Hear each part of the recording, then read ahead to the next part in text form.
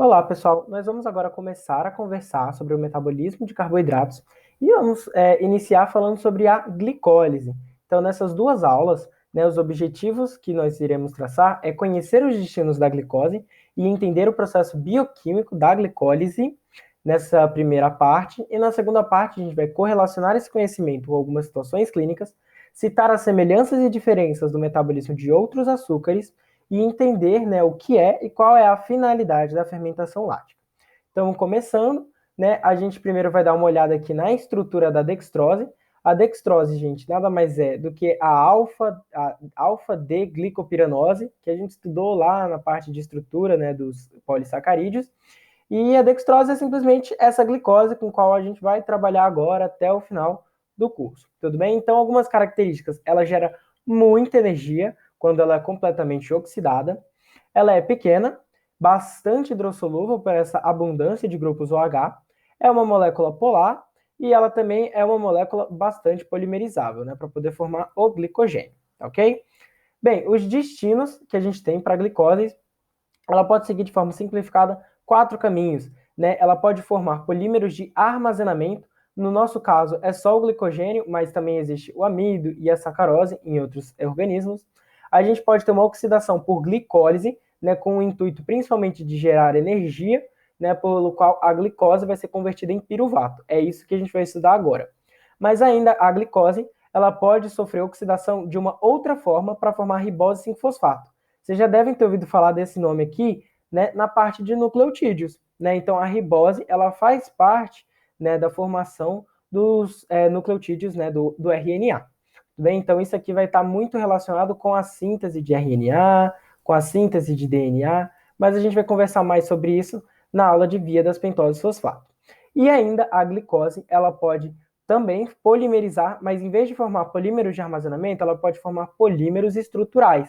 No nosso caso, a gente teria, né, a matriz extracelular, as proteoglicanas e, no caso dos vegetais, a gente tem, por exemplo, a parede celular de celulose. Então, pode formar polímeros tanto para armazenamento quanto para estrutura da célula e seus componentes associados. E ela pode sofrer oxidação tanto para gerar energia quanto para gerar esse precursor de RNA e DNA. Bem, a glicólise em si é uma quebra da glicose, que ela tem 6 carbonos, em trioses, né? E a triose principal que a gente vai ter com a glicólise é o piruvato.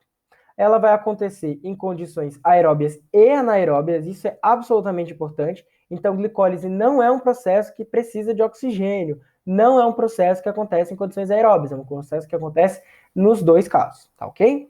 E o produto final são 2 moléculas de piruvato. E além disso, a gente tem que a fermentação, ela não é parte da glicólise, né? E ela é uma oxidação anaeróbia do piruvato para geração de energia. A gente vai conversar sobre isso, né, na próxima aula. As fases da glicólise a gente tem duas, né, de forma bem simplificada, a gente pode separar a glicólise em 2 etapas. Né? A primeira seria uma fase preparatória em que a gente vai gastar ATP. Gente, qual o sentido de gastar ATP na glicólise, sendo que o objetivo é gerar energia? É uma fase preparatória, como se fosse um investimento. Você vai gastar 2 ATPs, mas no final você vai recuperar 4 ATPs. Então você gasta 2 para receber 4. Então, um investimento. Você primeiro perde, mas você ganha o suficiente para pagar o que você gastou e também para gerar energia para a célula. Então, é a fase preparatória e uma fase de pagamento. Na fase preparatória, a gente, como eu falei, vai ter a entrada de 2 ATPs. E o que vocês precisam saber? São 5 etapas, e dessas 5 etapas, 2 são irreversíveis, ou seja, a reação acontece em um só sentido.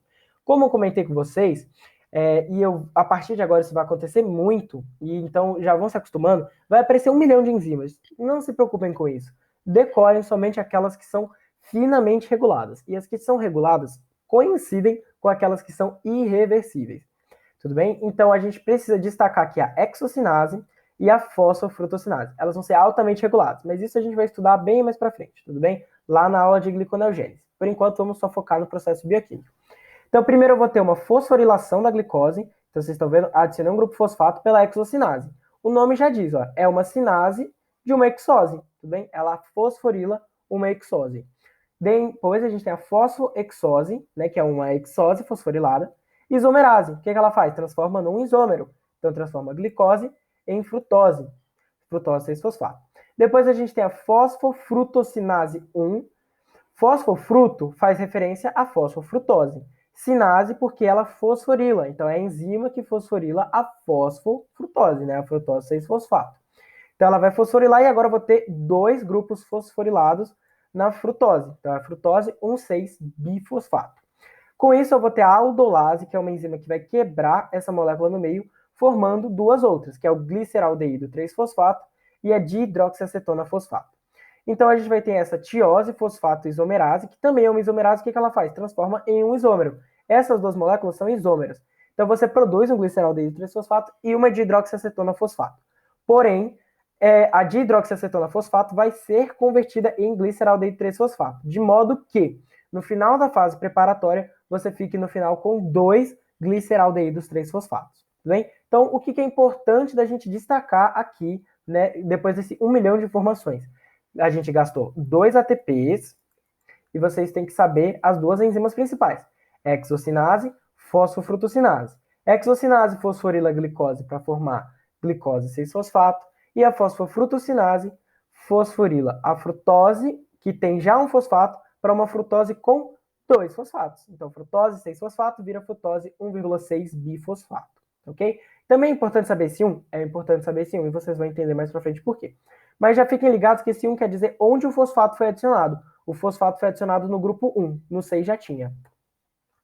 A fase de pagamento é quando você vai receber de volta. Então a gente tem que lembrar aqui que vai ter que multiplicar tudo por 2. Por quê? Porque está acontecendo com 2 gliceraldeídos. Então a gente tem 2 gliceraldeídos e aqui, gente, só tem uma enzima, né, que é finamente regulada, que é a piruvato-sinase. Ela é irreversível. A piruvato-sinase vai converter o fosfenolpiruvato, que é uma molécula que tem muita energia, no piruvato. Então, quando você quebra essas ligações de alta energia, você gera ATP. Você gera um ATP nessa reação, mas como você tem ela acontecendo 2 vezes, vai gerar 2 ATPs aqui, e também tem essa reação aqui que gera 2 ATPs, tá bom? Que é um por reação. Então, no total, você gerou 4 ATPs, 2 deles vão pagar o da outra reação, e eu tenho um saldo de 2. Além disso, a gente vai ter a adição de um fosfato inorgânico. Então, você pensa, uai, está saindo 4 ATPs, mas só entrou 2. De onde veio os outros fósforos? Os outros fósforos são fosfatos inorgânicos. Então, você incorporou um fosfato inorgânico e usou ele para gerar energia, ok? Para gerar uma molécula de alta energia. E, além disso, também é importante vocês perceberem que a gente teve a redução de 2 NAD, tá bom?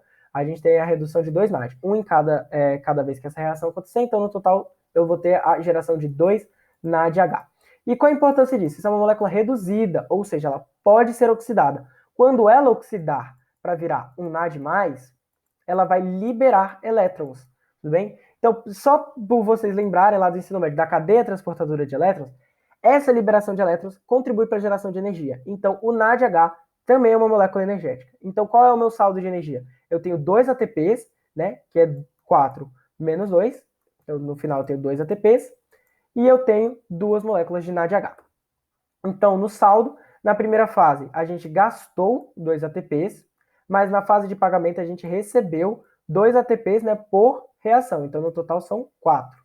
Portanto, no final da reação global, a gente tem um saldo de 2 ATPs e de 2 NADHs. Beleza? Então, os destinos do piruvato. O piruvato que se formou, ele pode entrar nas condições anaeróbicas para continuidade na respiração, e aí ele vai gerar o quê? Acetil-CoA. Aí o acetil-CoA entra no ciclo de Krebs para gerar um monte de energia. Ou, né, a gente pode ter em condições anaeróbias, né, ou situação de hipóxia, ou seja, pouco oxigênio, a gente vai ter um processo de fermentação. E a gente vai entender melhor o que é a fermentação na próxima parte. Mas nas leveduras, essa fermentação é do tipo alcoólica, vai produzir etanol. E em humanos, né, em várias células que a gente tem, a fermentação é lática, vai produzir lactato. Então aqui só uma imagem para mostrar a glicose, pela glicólise, é convertida em piruvato, que pelas condições aeróbias pode ir para a geração de acetil-CoA. Aqui a gente vai ter a geração de aproximadamente 30 ATPs, né, por molécula de glicose. E aqui na fermentação lática, a gente vai ter no final a geração de 2 ATPs por molécula de glicose. Então, olha como a gente perde eficiência quando nós estamos nessa situação anaeróbica, tudo bem? Isso aqui acontece em leveduras, então não é muito importante para a gente. Então, a gente continua na próxima aula os outros objetivos.